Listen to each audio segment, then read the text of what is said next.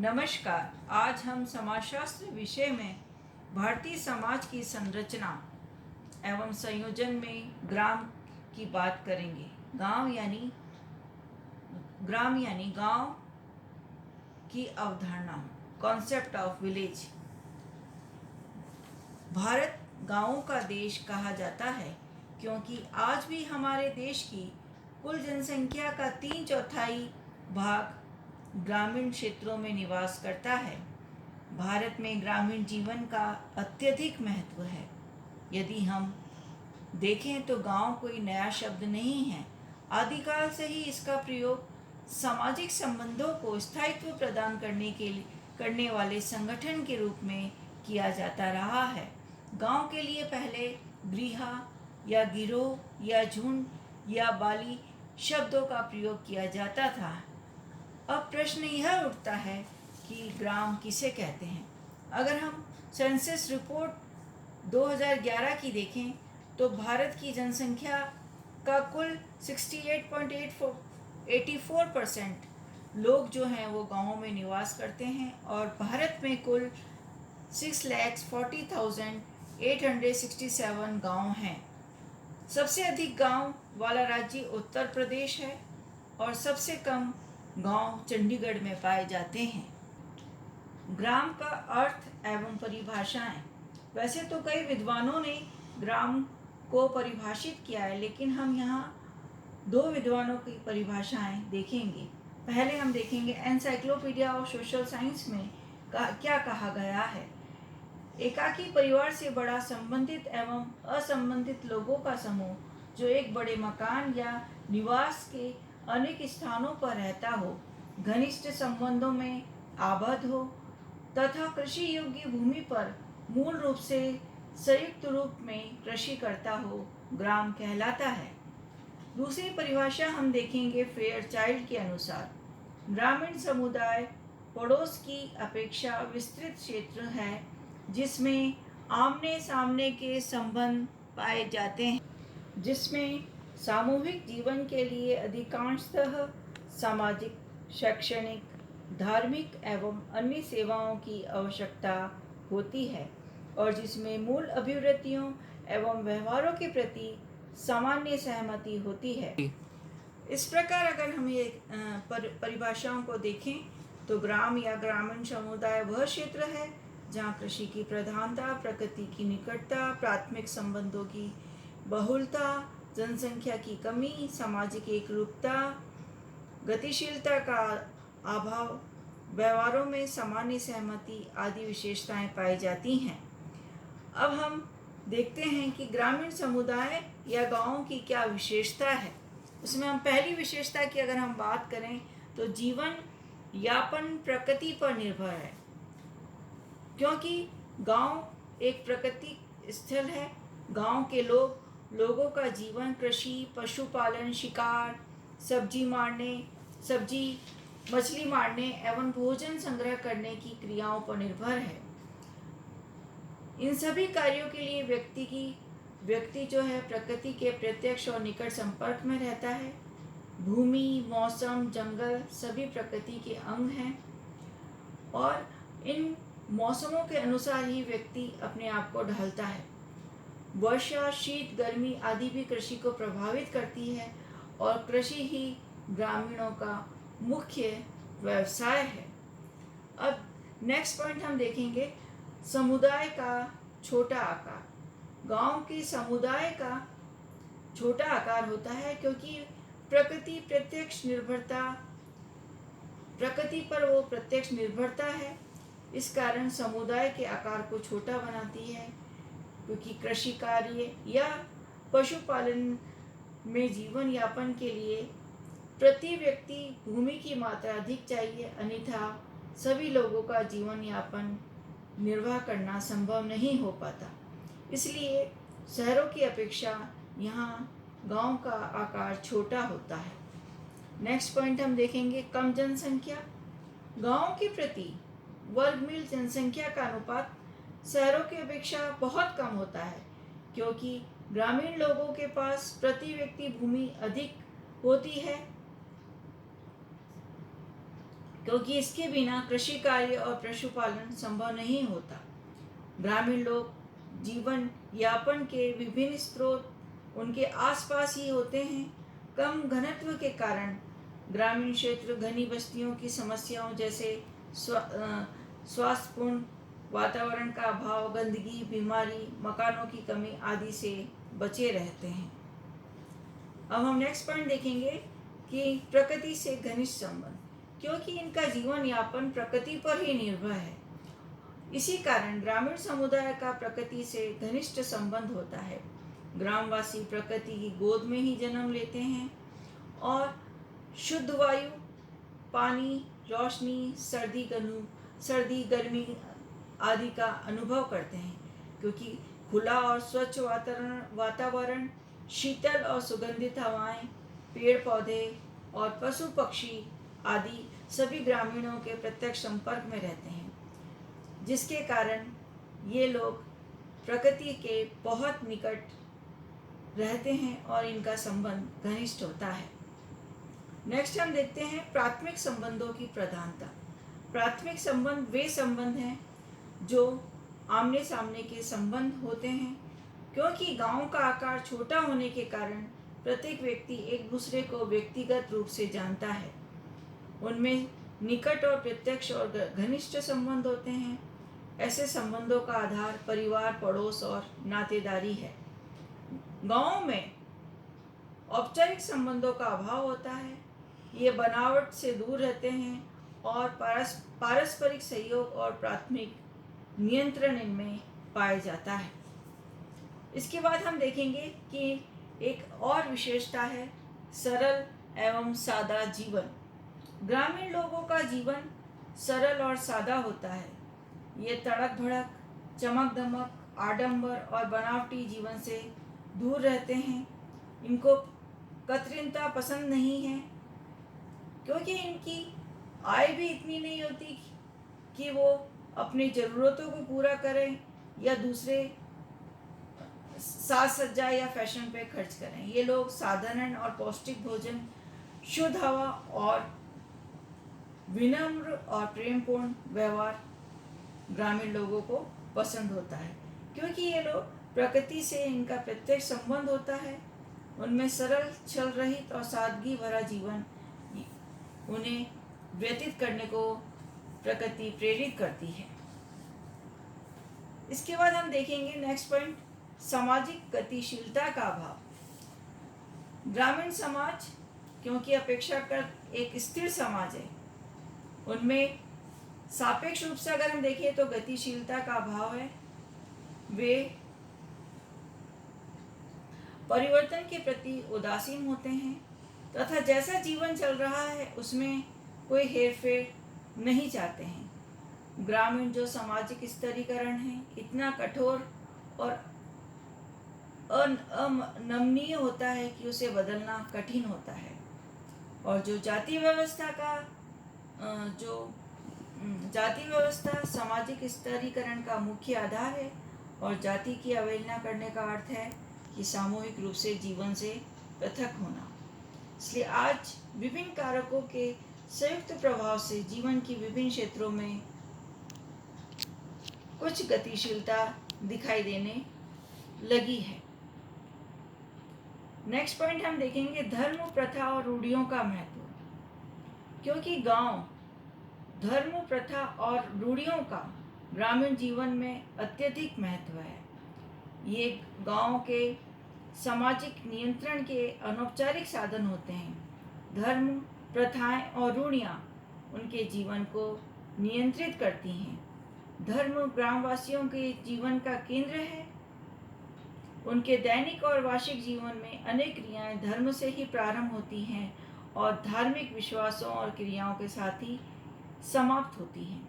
वे ईश्वरीय शक्तियों का आदर, भय और श्रद्धा की दृष्टि से करते हैं। पाप पुण्य, स्वर्ग नरक, धर्म कर्म, अच्छाई बुराई की भावनाएं उनके जीवन को प्रभावित करती हैं। उनका जीवन प्रथाओं और रूढ़ियों से बंधा होता है। इसलिए गांव में धर्म, प्रथा और रूढ़ियों का अत्यधिक महत्व है। नेक्स्ट पॉइंट हम देखेंगे सामुदायिक भावना, क्योंकि गांव को एक समुदाय के रूप में, ग्रामीण समुदाय के रूप में परिभाषित किया जाता है, और समुदाय की एक सबसे बड़ी विशेषता है कि हम की भावना। तो गांव में, क्योंकि वो एक छोटा स्थान है, वहाँ लोगों में एक दूसरे के प्रति सभी में हम की भावना पाई जाती है। जहाँ शहरी लोग व्यक्तिगत स्वार्थ की प्रधानता होती है, वहीं गांवों में सारे गांव की भलाई की बात लोग सोचते हैं। अनेक संकटकालीन अवसरों जैसे बाढ़, अकाल, महामारी में ये सभी लोग सामूहिक रूप से इन संकटों का मुकाबला करते हैं, और प्रत्येक व्यक्ति को इस बात का बहुत अभिमान होता है कि वह किसी एक गांव का सदस्य है। नेक्स्ट हम देखेंगे संयुक्त परिवार, जॉइंट फैमिली जिसे हम कहते हैं। यह भारतीय गांवों की सबसे बड़ी विशेषता है। संयुक्त परिवारों की प्रधानता पाई जाती है। यहाँ ऐसे परिवार अधिक पाए जाते हैं जिनमें 2 या 2 से अधिक पीढ़ी के लोग एक ही स्थान पर निवास करते हैं। भोजन, संपत्ति और पूजा पाठ साथ साथ होता है। ऐसे परिवारों का संचालन परिवार के बड़े बुजुर्ग व्यक्ति करते हैं। परिवार के सभी सदस्य उनकी आज्ञाओं का पालन करते हैं, उनका आदर सम्मान करते हैं, और बाहरी कार्यों के निर्णय लेने की भी उन्हीं को आज्ञा होती है। संयुक्त परिवार प्रणाली भारत की सबसे अधिक प्राचीन प्रणाली है। नेक्स्ट हम देखेंगे कृषि मुख्य व्यवसाय, क्योंकि भारत की अधिकांश जनसंख्या गांवों में निवास करती है और गांव के लोगों का मुख्य व्यवसाय कृषि है, और ये लोग कृषि पर ही अपना जीवन यापन करते हैं। और गांव में कृषि के अलावा भी अन्य व्यवसाय इतने नहीं होते। जैसे कुछ व्यवसाय, जैसे चटाई बनाना, रस्सी, कपड़ा, मिट्टी एवं धातु के बर्तन बनाना, वस्त्र बनाना, गुड़ बनाना आदि व्यवसायों का प्रचलन गांव में है। लेकिन शिल्पकारी जो जातियां हैं वो अपने अपने व्यवसाय करती हैं, और सेवाकारी जातियां कृषकों एवं अन्य जातियों की सेवा करती है। लेकिन गांव में मुख्य व्यवसाय जो है वह कृषि ही है। अब हम नेक्स्ट बात करते हैं जाति प्रथा की। जाति प्रथा जो हमारे भारतीय संस्कृति की मुख्य विशेषता है, क्योंकि जाति के आधार पर ही गांवों में सामाजिक स्तरीकरण पाया जाता है। जाति एक सामाजिक संस्था और समिति दोनों ही होती है। जाति की सदस्यता जन्म पर निर्धारित होती है, और प्रत्येक जाति का एक परंपरागत व्यवसाय होता है, और जाति के सदस्य अपनी ही जाति में विवाह करते हैं। नेक्स्ट पॉइंट हम देखेंगे जजमानी प्रथा। जजमानी प्रथा जो भारतीय ग्रामीण समाज में प्रचलित एक तरह की सामाजिक आर्थिक व्यवस्था थी, जिसमें समाज का एक वर्ग किसी दूसरे वर्ग को एक निश्चित सेवा प्रदान करता था, जिसके बदले में सेवा प्रदान करने वाले वर्ग को सेवा का लाभ प्राप्त करने वाले व्यक्ति से नगद धन या भोजन या वस्त्र या फसल के समय अनाज दिया जाता था। भारतीय जजमानी प्रथा एक निश्चित परंपरागत व्यवसाय करती है। प्रत्येक जाति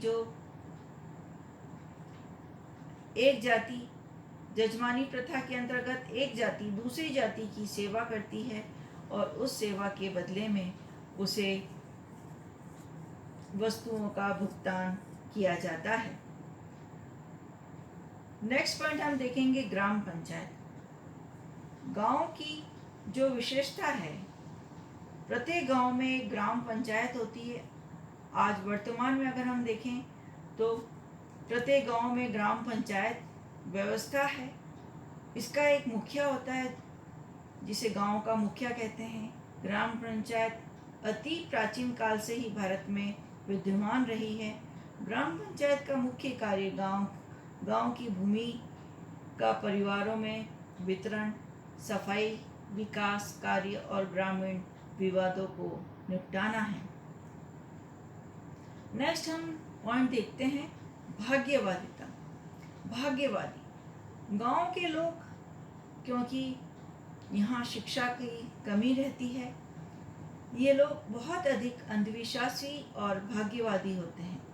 उनका दृढ़ विश्वास होता है कि व्यक्ति चाहे कितना भी प्रयत्न करे, किंतु उसे उतना ही मिलेगा जितना उसके भाग्य में लिखा है, और भाग्य से ज़्यादा उसे नहीं मिलेगा। इसलिए भाग्यवादी होने के कारण ग्रामीण लोग सभी प्रकार के कष्टों, अत्याचारों और शोषणों को बर्दाश्त करते हुए और परिवर्तन की ओर अग्रसर, सामान्यतः रूप से अग्रसर नहीं होते हैं। यहाँ जनमत का अधिक महत्व है। नेक्स्ट पॉइंट अगर हम देखें तो जनमत का अधिक महत्व है। ग्रामवासी जनमत यानी जो सबने कह दिया उसका सम्मान करते हैं, उससे डरते हैं। जनशक्ति को वो चुनौती नहीं देते, वरन उसके सामने झुक जाते हैं। पंच लोग ने जो कुछ कहा है वो उसको पालन करते हैं। वे कहते हैं कि पंच के मुंह से जो निकला है वो ईश्वर के मुंह से निकला हुआ वाक्य है। जनमत की अवहेलना करने पर इनकी निंदा की जाती है और ऐसे व्यक्ति की समाज में प्रतिष्ठा गिर जाती है। कोई भी ग्रामीण उस स्थिति में अपने आप को रहना पसंद नहीं करता है। नेक्स्ट पॉइंट हम देखेंगे सामाजिक समरूपता। सामाजिक समरूपता भारतीय ग्रामों में सामाजिक और सांस्कृतिक समरूपता पाई जाती है, क्योंकि सभी लोग एक जैसी भाषा बोलते हैं, एक जैसे त्योहार उत्सव मनाते हैं, प्रथाओं और जीवन विधियों का प्रयोग करते हैं। उनके सामाजिक, आर्थिक, सांस्कृतिक और राजनीतिक जीवन में कोई विशेष विभेद नहीं होता है। उनके जीवन में समानता और एकरूपता की धारा बहती है। नेक्स्ट पॉइंट हम देखेंगे स्त्रियों की निम्न स्थिति। सामान्यतः भारतीय ग्रामीण समुदायों में स्त्रियों की या नारियों की स्थिति बहुत निम्न होती है। नारी को विशेष महत्व नहीं दिया जाता। यहाँ कन्या वध, बाल विवाह, पर्दा प्रथा, विधवा पुनर्विवाह का अभाव होता है।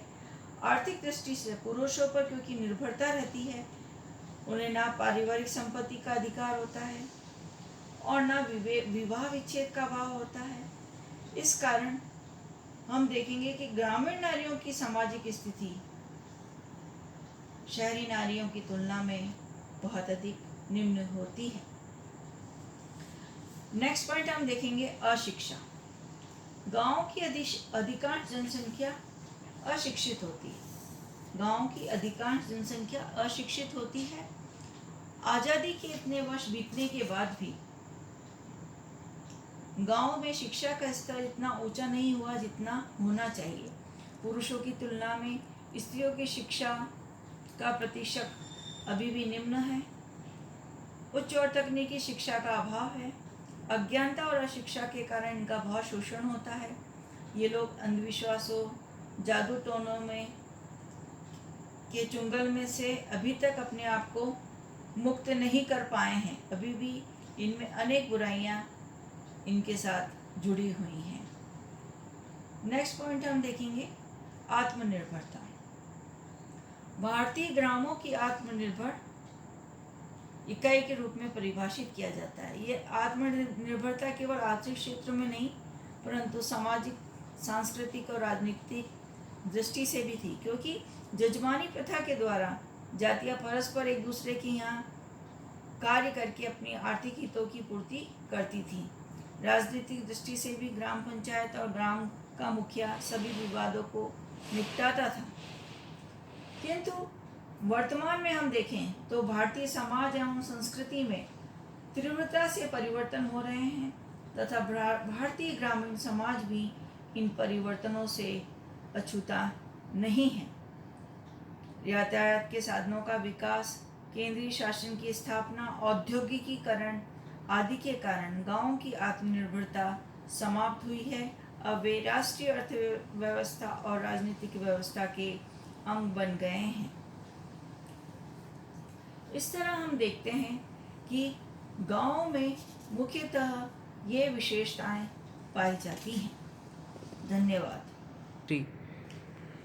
अगले वीडियो में हम पढ़ेंगे कि गांव के प्रकार क्या हैं।